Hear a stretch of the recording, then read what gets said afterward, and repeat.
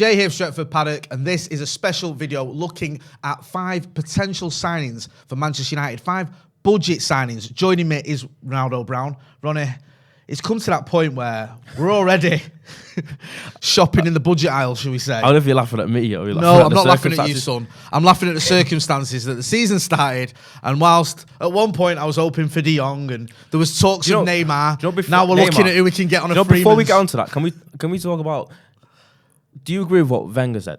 What did Wenger say? About he thinks the transfer window should end before the season starts.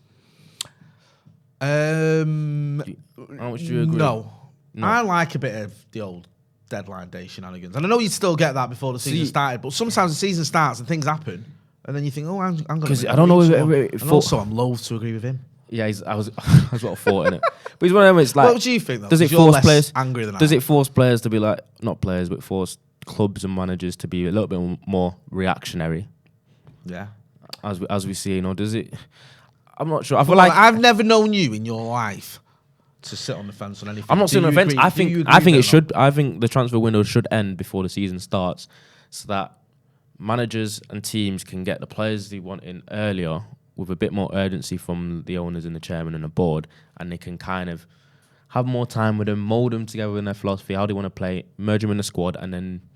So you still have the January window then as a separate thing. But the January window can be that separate. That's going to be the one that's in the during season. The season. Right, okay. Fair enough. You know what? It was years ago, but I still think of the likes of Eric Cantona and Andy Cole. Do you know what I mean? Joining after the season's kicked off. I know that was literally 20 odd years ago, but I still think of those signings. Yeah. So maybe you're right. Maybe you and Arsene Wenger have got a point. Anyway, we're going to be looking at signings United can make. Budget signings. Listen, we all know the dance. The Glazers should be spending more money, more of our money. It's not theirs, it's ours, but they're not. And we're in a situation now where we're being linked with the likes of Marco Arnautovic. That one has been put to bed, but the fact we're in for him says a lot for about 30 million quid or whatever it was. There's a few other names doing the rounds. Obviously, Adrian Rabiot's a big one as well. Again, though, bit of a budget. I can't believe that, that Arnautovic link. It's horrible. It just didn't seem... it was weird? Go on. Apparently, Ten Hag believed he'd fit the philosophy of what they want up front, and I don't see how. I know, is he that similar to Sebastian Haller that he had last season? He's not anything like Martial in terms of he's not as athletic, he's not as quick, or he wouldn't. I don't think he'd merge together as well with the likes of Rashford and a Sancho. No. As well, I was confused by. It did seem a little bit panicky, and it also seemed the fact that he's 33 years old, and it seemed like once again United have gone for that forward or that attack or to be a stopgap rather than someone that's going to be some that can have resale value and we can have 5 to 10 years of goals going from. That's all we've done with strikers of the last sort of literally 7 or 8 name years. Them. It's Gallo, Cavani, Ronnie Ronaldo, to a certain extent. Ronaldo, even Zlatan was 35 when we got him. Lukaku's ended up being a bit of one as well. Yeah, I mean, okay, you could argue maybe he was a little bit sort of, you thought you'd get a few more years out of him. Falcao. There's at least 4 or 5 strikers there who have literally been like 1 or 2 seasons tops. All plus 30. It's like... yeah, we need to start being a little bit more... Proactive, progressive, ambitious, however you want to term it. Because we're watching all the young strikers go to other teams. We've seen Haaland go to City. You've seen Nunes go to Liverpool. You've seen Šeško. I pronounced that correctly. Go to Leipzig. Yeah. Instead of coming to us, and I can see Šeško. You know those players? How many of those players were we in for properly? The thing is, how many of them were we going? A lot of fans have rightfully said that. The issue is we're not negotiating from a position of power at the moment as United Football Club. We're teetering as a bit of in terms of in the background. The club seems to be on a downward tick. Yeah. Doesn't seem to have a sense of direction. You're seeing this as a player, and then you also no Champions League football. So other clubs look more attractive to these players anyway. Yeah. So in order for us to get these players, we've had to do the model that's not worked, which is overpay in terms of wages to kind of entice them to come, which has also been a problem. So I don't think these players that we would have rather wanted would have come anyway. I think that's why Šeško's probably turned his nose at United as well, because he thinks, will I progress? at that maybe club. there is a because element of that. I mean, there's talking the Red Bull clubs or whatever. Yeah, they are linked. Do you know what I mean? Maybe that's. I don't know. You might be right. He's probably going to be worth. What would he? 50 million euros or a little bit less. Yeah. I don't reckon it would have been that much.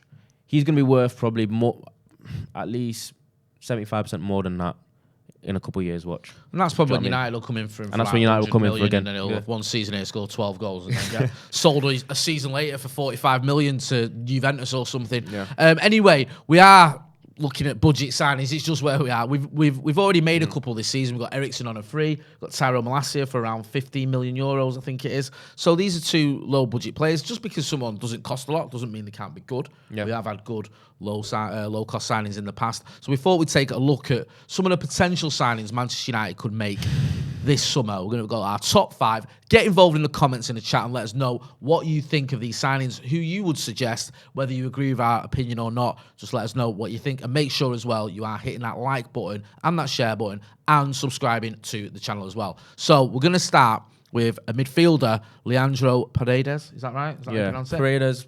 Someone's going to say we got it wrong. Right, well, we try our best. That's what counts. He's 28 years old. He's a central midfielder who can play as a bit of a DM. He's currently at PSG. He's been a bit of a rotational player, shall we say. Only made 15 appearances in League One, or Ligue 1, as they say in Paris. Yeah, I know he came on in the weekend, got an assist for Messi's overhead. I don't know if you've seen that goal.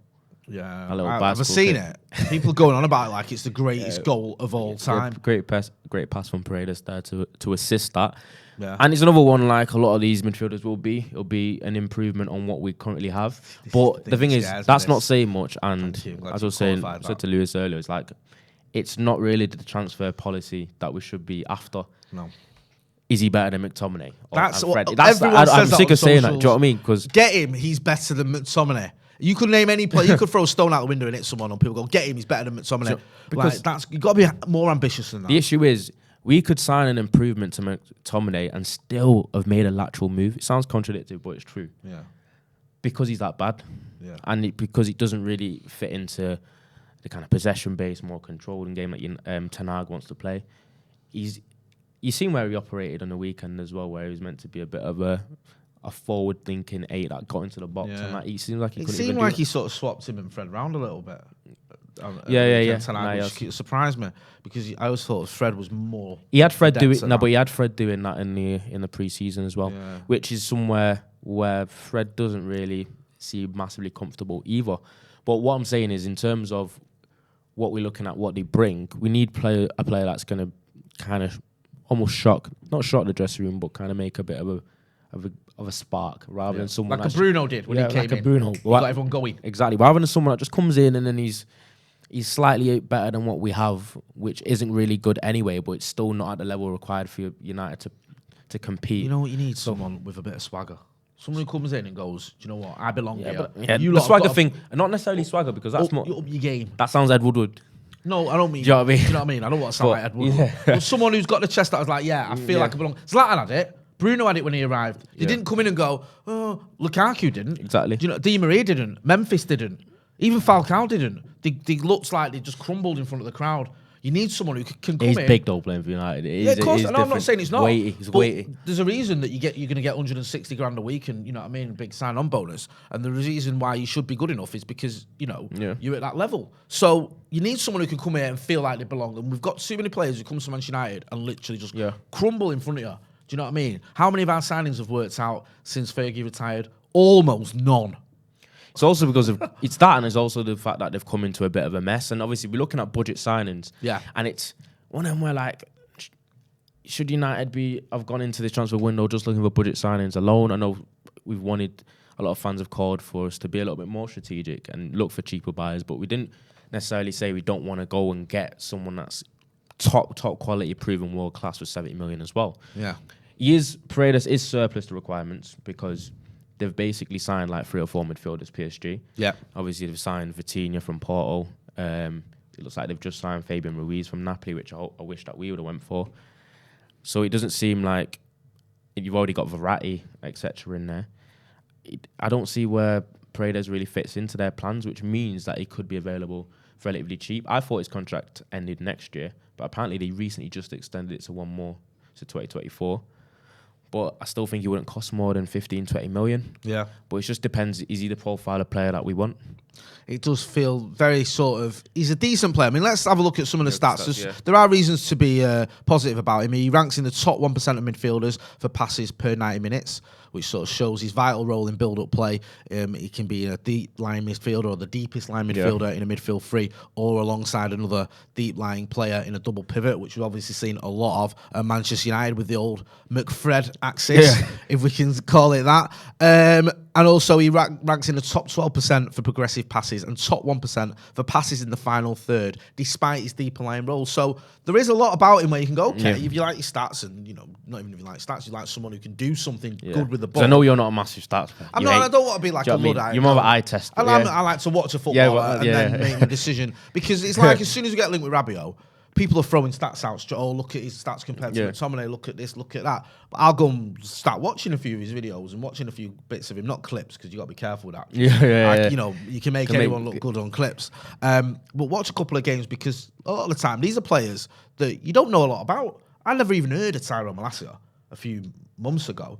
When we got him and you watch him, he looks decent. Do you know what I mean? So yeah, I do like to watch players rather than... I know stats have a place and I'm not against them. It's just I prefer the eye test. There are rumours, though, that he's linked, or he could be off to Juve for around 17 million quid. So it's not going to be all, and it's not going to be an easy ride if we want to try and get him. But is he a player that you would take at United if we wanted him and if we could make that deal happen?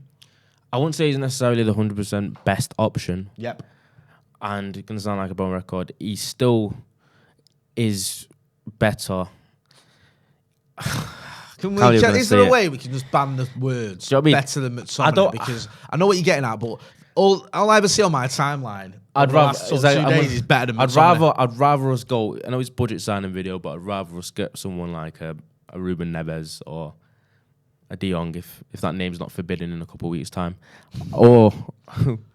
like a Tielemans, someone like that, even though Tielemans hasn't been great the past 12 months, I know he has for Leicester. But I still... Where do you stand on that, right? Do you like players who have been mint and had a little bit of a drop-off? Do you still go for them? Or do you think you need someone who... Yes, because sometimes... Some people go, okay, do you know what? They've still got high ceiling, there's still something about them. They might have had a bad year or 6 months or whatever, but in the right club with the right players around them, with the right coach, you can get them back to that top level, rather than having someone who's been dropping sevens consistently for a year or whatever. Yeah, because I think sometimes situations at club change. I think the environment or just the general vibe around the way you're playing in the club can become a bit stale. Yeah. You might need a little bit of a freshener, go to another club, go to a big club, and you might kind of rejuvenate your career or refine your form anyway. I think talent is usually permanent. Do you know what I mean? Some players fall off and never catch it back, but I think Tielemans and Neves, what we know is they're proven Premier League players. Okay, which is a massive leverage point for people that you're negotiating with, because then they can charge more because of the Premier League tax. But it means that there's less of the unknown in terms of how they're going to perform, because they know the league. They don't have to get adjusted to that. There's less of an adjustment period, and they can kind of just... Tielemans and Neves could slot in on Saturday against Brentford and they'd be fine. Yeah. Do you know what I mean? Whereas I hear that. When you sign a player from somewhere unknown, it isn't always as seamless. It can be, but... In United's case, we've managed to do it with both. We've had players that have come from the Premier League, like your Morgan Schneiderlins, and players that have come from abroad. Maguire, Wan-Bissaka. Yeah. And then Luke Shaw. And you've had players that have come from abroad, like, your Di Marias or your whoever. Or, we've had players that have come from the Premier League who've shone, like Alexis Sanchez. Di Maria that doesn't like the and then you get to United and you hate it, and you hate football. So it's quite interesting, but I understand everything you said there. We'll move on anyway. Let us know in the comments whether you quite like Paredes, whether you think he's the right man for the job, whether you think you're not bothered that he might end up going to Juve. Florian Grillitsch, sorry, I just said that completely wrong. Grillitsch, I just read that wrong. Florian Grillitsch. This is the kid who was at Hoffenheim. He's a free agent now. I say kid, he's 27. Yeah? So he's not a kid. But he's an Austrian who's obviously been playing in the Bundesliga. Again, is this another midfielder? Bit more of a... Is he a bit of a six? Yeah, he's a six. He's a defensive midfield player. But the only thing that makes Grillitsch enticing is the fact that he adds quality to our team. and probably start straight away whilst being free. But he's still probably a lesser talented player than someone like a Paredes. Yeah. So it would still be an incredibly underwhelming signing. But it'd seem like one that would come out of necessity, and you'd kind of justify just because it's free. But my issue with him, do you know what I mean? I know what you mean. What my issue with him is the fact that he's been turned down. He's been a free agent for a while, and he was one of the more sought after free agents in terms of the transfer market. Like I think he was just in the top 5 in terms of what his value would be. He's not signed for Galatasaray, who's been linked with Brighton and Fiorentina. Yeah.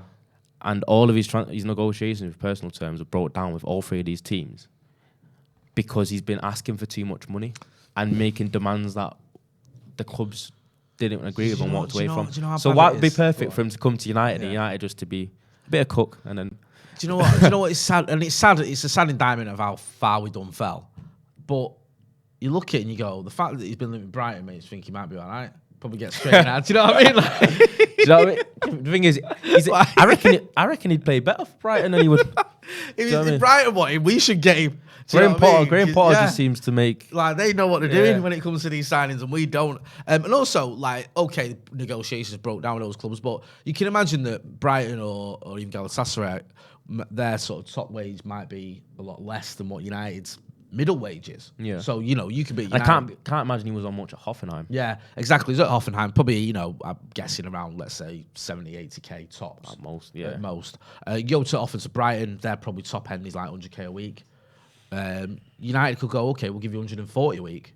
And he's still not in the top 10 earners at United. I don't think there's any way. If Grillitsch was to sign, there's no way United give him 140k. I don't think even United would do that. All right, go on. But I'd still think he's more likely to get the money he's after at United rather than other clubs. Whatever. But what my point is, we won't be giving him like 500k a week or Ronaldo money or David De Gea money or whatever. But it'd still be, for him, a lot of money, a lot more than he'd get at Brighton. And for us, it wouldn't be our top end. So it kind of makes sense. Plus, he's a free agent. So you've got that as well. Sounds a little bit like, it's like Cavani in it. He comes to United, he gets that deal he wanted in terms of money without... Usually free agents do get more in terms of their wage packet because it's just basically them. There's no transfer fee involved. So they can negotiate more money. But I hope... My issue is it would be typical of United to have a player that's spoke to 3 clubs and all the negotiations broke down because he's been offering too much and asking too much money for it to come to United and get what he wants. That just stinks United. Also, just a quick one on him if you don't know a lot about him. He ranks in the top 10% for tackles won per 90 minutes and the top 2% for tackles won in the midfield third. So obviously, he's someone who can stick a foot in. He's not just this guy who's going to ping a pass about. I remember another interesting stat about Grillitsch actually was that in the whole Bundesliga, he was ranked number 1 for one touch pass completion percentage. So he can play quickly, plays one touch, and he was the best at it in the league. But other than that, top 1% for shot creating actions. Right? Don't know about you, but that's what gets me out of the bed in the morning. Shot creating actions. Yeah, I don't get out of bed for anyone that's outside the top 4% of that, and he's top 1%. Stats give you settle your morning glory. Moving swiftly on, because this is taking a turn for the bizarre. Konrad Laimer. This is another Austrian. He's RB Leipzig's Konrad Laimer, of course. Slightly, potentially better option, could we say, for United's midfield? He's more of an option that would excite fans. Because why? He's been an absolute machine for Leipzig over the past couple of years. And what he's been known for is being probably the best pressing midfielder or the best pressing player. In world football. Really? That's a bold statement, that, Mr. Brown. No, he's known... No doubt. Yeah, he's literally just known as a pressing machine, as in he runs... What, like someone who prints t-shirts and all that? Yeah. All of that. Do you know what I mean? Is that the analogy you want? You can say he crushes it. God, we need someone like that, don't we? Because at the moment, whenever we do this high press or this press or whatever you want to call it, right? Closing down players, we used to call it in my day. Yeah. At times, it looks all over the gaff in our midfield. And it doesn't seem to be working. And you saw it, I don't mean to keep going on about it, but you saw it against Brighton. We were second best all over the pitch. We needed someone who could do that. Who could get hold of the ball and who could put Brighton under a bit of pressure because we just looked a little bit like we just didn't know what we were doing. And I felt for Ten Hag because in pre-season, you can see what he was trying to do. And the first game of the season, it goes out the window. So do you feel this guy who was recommended by Ralf Rangnick, who's obviously working with him now as manager of the Austrian team and who knew him from his time at RB Leipzig. He's been, he was recommended by him, and like much of what Ralf Rangnick was recommended, it was ignored by the club. But do you feel like, of the list so far, he's the one that United should get? I would love for Konrad Laimer, because people get bogged down on the fact that he's very industrious, he's very all action. Yep. He's basically just a Energizer bunny. Yeah. But he's also he deserves more credit. How should I put it? On the ball, he's actually someone that progresses the ball well. He carries the ball well. Yeah. He's more that kind of player than a passer. Yeah. He's someone that he can latch onto a ball in midfield and he can kind of burst past someone and then drive with the ball. Yeah. He's more that kind of. I think sometimes with someone with the stamina he does, players like that can look quicker than they are because they're just less tired than everyone else. Yeah. Because think of it, in a 90-minute game, how often is a player going to be 100% fresh? Probably not, mostly none of it. For people, players that are fitter, especially they can end up looking quicker. Yeah. Because they can move better because they're less fatigued. And I think that's what Konrad Laimer is. He's the type of player where at 60, 70 minutes and he's bursting past players still because he's still a ball of energy. And that's what he's good at when he gets hold of the ball. I think he's someone that could fit into that number 8 role perfectly at United, and it would excite me because I think he's got a lot to give, and I think he could even kick on at a bigger club. So you think there's another level maybe for him to go to? Yeah. Yeah. Well, listen, like you say, looking at some of the notes we've got here, he's very good at distributing the ball effectively to his teammates, providing support to attackers. Will get the ball forward as well at any given opportunity. So he isn't just someone who can go and stick a foot in. There's a bit more to his game than that. And also his stats here, if you're into his stats, again, I mean, this kid, he's flying. Top 1% for total pressures, yeah? Top 1% for successful pressures. Top 1% for pressures in midfield third. Top 1% for pressures in defensive third. Top 5% for pressures. So he loves the press. I'm guessing this kid likes pressing. I think he's quite good at it, looking at these stats. Someone that, like you say, a lot of people spoken about his limit before. Out of contract with Leipzig next year. So he can be cheap. So he could be cheap. You feel like we'd have to go for him. He's been linked heavily with Bayern. Which is a problem. There's a surprise. I am absolutely amazed that someone who's really good in the German league has been linked with Bayern Munich. The most one-horse race in world football. They've won the league already. They've monopolised that league. Like, it's done in every way. Yeah. As in, they win the league all the time, and then they think, "Oh, I know we've won the league, but we're not really about parity." So, any of the players lower down that were good, can we have them too? Yeah, that's what they do. Yeah, and it's just like, and no one ever says no. No one ever says, you know what, you can't have him, or know what, I'm going to go to a different German. You know what's insane? Because their nearest rivals that were rivaling their reign is Borussia Dortmund, and then they took their striker and made him and continued him as one of the best strikers ever play. Yeah, like their rivals at the time was Dortmund with Lewandowski up front, and then Bayern literally was like, I know you're rivals, but can we have your best player? Wasn't there something there as well? Like, didn't Bayern Munich help Dortmund at one point as well? Like when Dortmund was struggling. I don't know, but I just think once that Bayern Munich, if you're in Germany and Bayern Munich come calling, it's obviously they're going to get him. They're going to get whoever they want. I remember that was it the 2013 final, Champions League final. You had Dortmund against Bayern. And it was just like that was the end of that. Exactly, one. I think usually that was the final moment when those two clubs were, because obviously with Klopp, Dortmund won back-to-back titles, but since then it's just been Bayern all the way on it. Yeah, exactly. I think German players generally just, if they're in the Bundesliga, they're going to see Bayern as a lucrative option, somewhere they'd want to go. It's the same way with Italian players in the Serie A.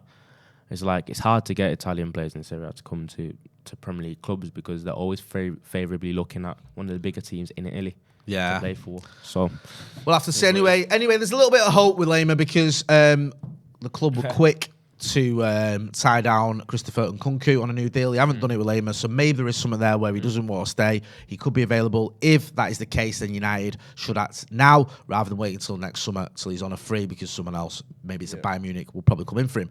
Next on our list, do get involved in the comments in the chat as well and let us know what you think about all these players. Hakim Ziyech.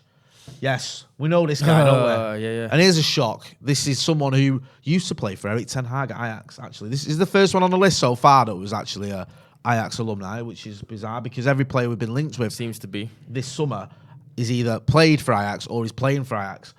We know what Ziyech can do. He's gone to Chelsea, done okay. I think it's a stretch to say he's done well. You know what it is? He's done okay, but what I will say, I think it's very, very difficult for that inside wide player to thrive in Tuchel's system. Right. Why? I just think the way Tuchel plays, even though it can be very effective, very productive when it comes to winning points and winning games, I feel like with the wing back role, they play it slightly different to the way Conte does. Yeah. And I think it's a little bit more defensive, and I feel like it's less creative. I don't know if that's just because they haven't got players. They haven't got any forward players that are as good as Son and Kane. But I just think Ziyech, rather than just his own performance, I think he's been more of a victim of the system that he's had to play in. Really? Yeah. I mean, he's a little bit older than most of the others on this list. I think he's 29. So he's, old man. He's not. Obviously, he's peak. What is Ericsson? Is Ericsson 30? Yeah. So there's nothing wrong with signing a player sort of that age. And he's certainly not getting. He's not. His best years aren't completely behind him. He's probably at his peak physically anyway. Rumoured to be available for around 8 million. So he certainly fits into the ethos of I'd be surprised if Chelsea sell budget. I'd be surprised if Chelsea sell a player to United, which probably would be direct rivals.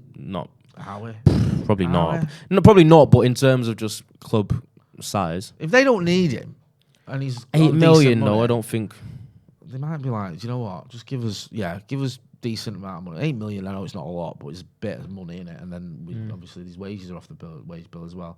I mean, they're going a bit turbo in the transfer market. They might not even be bothered. Yeah, I can picture the last couple of weeks the transfer window being absolutely crazy for Chelsea. They've proper gone for it, haven't they? Got new owners. Who's that guy? Is it Bully? Whatever his name is. He's doing Football Manager. He is, isn't he? I don't mind that. I think if someone took over from the Glazers and started being Football Manager, buying loads of players, I'd be all right with it. Yeah, they haven't really bought loads though. They bought Sterling, Koulibaly. Who else? Who's the Cucurella? I feel like I'm missing someone. They've just been rejected a lot as well. That's the thing. Well, they're in for De Jong, aren't they? By the time you're watching this, they might have him. Koundé, they got rejected by Rafinha. They got rejected by. It's like Barcelona and Chelsea just going toe to toe with all these signings, exactly. aren't they? Both look like not toe to toe. More Barcelona just. Barcelona just having him play. Chelsea going, we want him, and Barcelona going, no, we're having him instead. Did you not see the tweet, the picture of Sky Sports Premier League got put on Instagram? Chelsea are in for Wesley Fofana, and then Barcelona's page liked it. Stop it. Yeah. Really? I gave him a bit of stick when we were in with him. Not him personally, but we were in with him for 80 million. I thought that's ridiculous, and it turns out he's probably going to go for 80 million to Chelsea or even Barcelona now. Probably. So, shows what I know. So Ziyech, get involved in the comments. Is he the right answer? Are we just getting Chelsea rejects? Is that actually where we're at? Being honest. Do we need players that might not be quite good enough for Chelsea, but are good enough for us? And also, he might not even be straight in the team. He might not be. He might be on the bench. Or rotating. I doubt it. Do you think he comes in for Sancho? Comes in for Rashford? Yeah. Oh, man, all right, fair enough. Do you know Rashford's not as good since Jan? Apparently. Yeah, I've been watching him. And he also fully aware he also hasn't scored as a Premier League starter in 451 days. That's quite a lot of time, isn't it? Hey, let's have it right. Sorry to doom and gloom, but them stats are crazy. Rashford needs a good season. I've been saying this since before the season started. I don't think he needs a good season. He needs a good spell before Christmas, because otherwise I think he's going to be in trouble, Marcus Rashford, because as you pointed out there, last season, yes, everyone was terrible, but so was he. And for a player that got back-to-back 20 goals in a season, to put in the performances he was last season wasn't good enough. So yeah, you're right, I understand that. Ziyech coming in for him makes a bit of sense there, really. And maybe with him being 29, maybe it doesn't close the door on Marcus if he does come in, because, Marcus is still not that old, but yeah, he does need to kick on a little bit. Sergino Dest is the next one on my list. Now, this is a Barcelona right back. Yep. He made 23 appearances for Ajax under Erik ten Hag. Another Ajax player. He gave him his debut at the club. So there you go, you see. That's why we've got him on our list. He's been at Ajax and he's played for Erik ten Hag.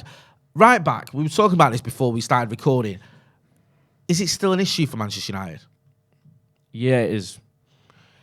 But... And is this... All right, then. Yeah, it is. Is this man the answer? It's an issue, but it's not a pressing issue in terms of if you're comparing it to a striker and midfield players. I think it's third in the list.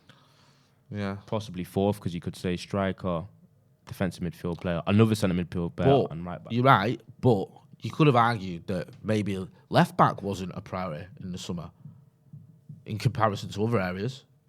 No, it wasn't. But I'm just talking about. No, but my point is, because he went and got Malacia, he might look at it and go, "Do you know what? If I can get myself a cheap right back, I'll have him." Yep. And this kid here, you know, he cost Barcelona 18 million to start with. We know they've got all sorts of dramas going on with players and registrations and all sorts. If he's not a regular for him, is he? So you reckon Barcelona could basically go? We can't be asking De Jong, but you can have Dest though. Maybe if he's surplus to requirements, or if they're trying to get players off the wage bill, and if we can sort of give them the money back for what they paid for him, they'd have it. Yeah, it'd be an improvement on what we have, but it'd have to 100% be cheap. Yeah. So you think around even me, 18, 20, maybe make a little bit of profit. Can you see? I mean, just to give you some stats on him: top 2% for progressive carries amongst fullbacks, top 4% for carries into the opposition penalty area, and top 2% for completed dribbles. Right, so he's got some decent stats to back him up. Obviously, 21-year-old, so young lad. I personally think we need to look at the right back position. I like Diogo Dalot. There's a lot to like about him. Didn't have a good game against Brighton. Did quite well pre-season, but I think there's still question marks about him. Aaron Wan-Bissaka, everyone seems to think he's gone. And some of the other younger players, like Ethan Laird, whatever, I don't know what's happening with them. I don't know if they're going to get a chance. So, yeah, would you take him then, Dest? Yeah. I'd take him if he's extremely cheap, and it would be a signing that happened after we already signed a midfielder and a forward. So, out of that list, you've got Leandro Paredes, you've got Florian Grillitsch, you've got Konrad Laimer, you've got Hakim Ziyech, and you've got Sergino Dest. You can take one. Who are you taking? If I can take one, it's easy. Konrad Laimer. Yeah, all day long. He's the only one on that list that I'd really be like, yeah, I'm glad we signed him. The rest of it would just be like, meh. Meh. Yeah. Meh. Well, hopefully this video's not meh. Get involved in the chat in the comments. Let us know what you thought of that list. Is there anyone we missed out? Is there anyone else you'd like to see in there? Do you agree with what we've said about these players, or do you think that all of them, none of them, some of them are good enough? Make sure you're checking out Ronaldo Brown on the socials. It's Ronaldo Brown 98, I believe. Ronaldo Brown _98. Sorry, _98. Don't forget that. Yeah. You know where to find me, J Motti. Make sure as well you are subscribing to the channel. Hit that subscribe button. We want to get to 700,000 subscribers, and with your help and support, we can do it. This has been a look at top 5 potential budget signings for Manchester United, because that's where we're at with Ronaldo and me, Jay. Thanks for watching.